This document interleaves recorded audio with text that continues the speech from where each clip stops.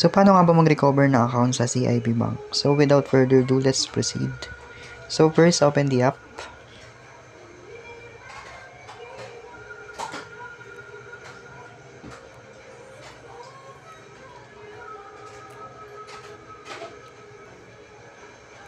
Then, click the login button. Then, forgot. If you forgot the username and the password, you may proceed first to the username. So, click natin yung username. Then, enter your registered mobile number.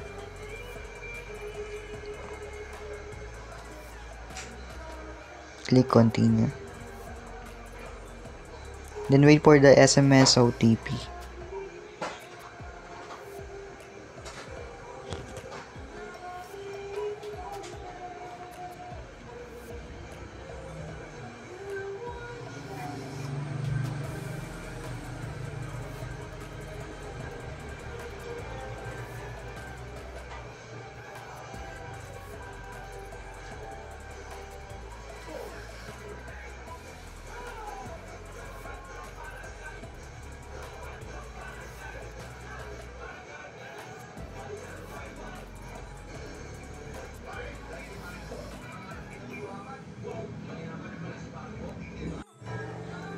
So, after natin makuha yung OTP, mag-send sila sa email mo.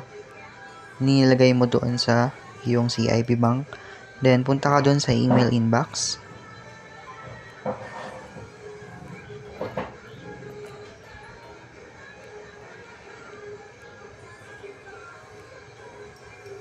So, ayun, lalabas na dito yung username mo. So, nakuha mo na si username. Then, balik ka doon. Para naman sa password mo.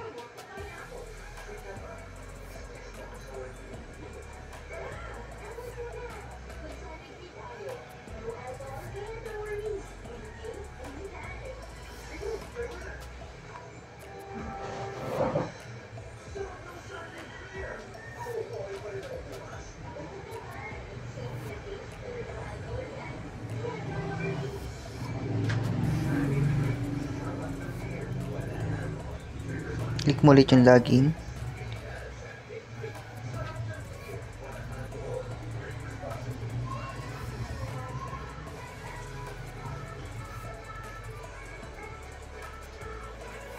Dito naman tayo sa I forgot my password.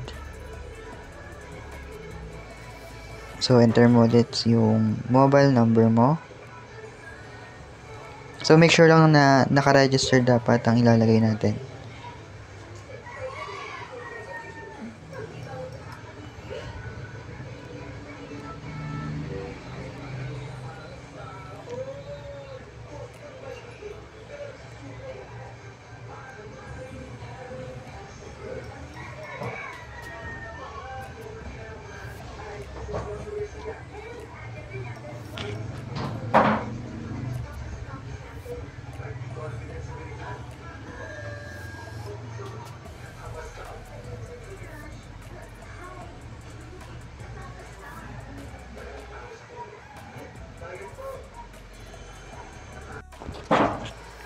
So, after ibigay yung code, kusa na siyang pupunta dito sa enter your 6-digit MPIN.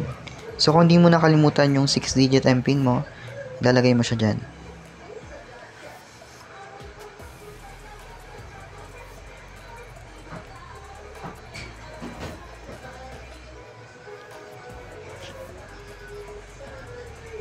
Ayan. So, change natin yung password.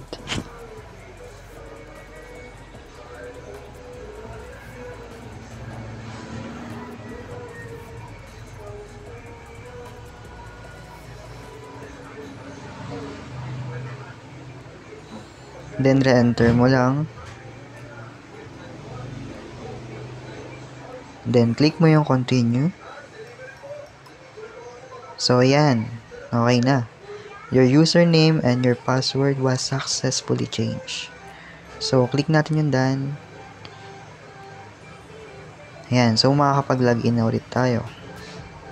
So, yun. That's it, guys, for today's video. So, kung nagustuhan nyo tong aking tutorial, please subscribe for more videos.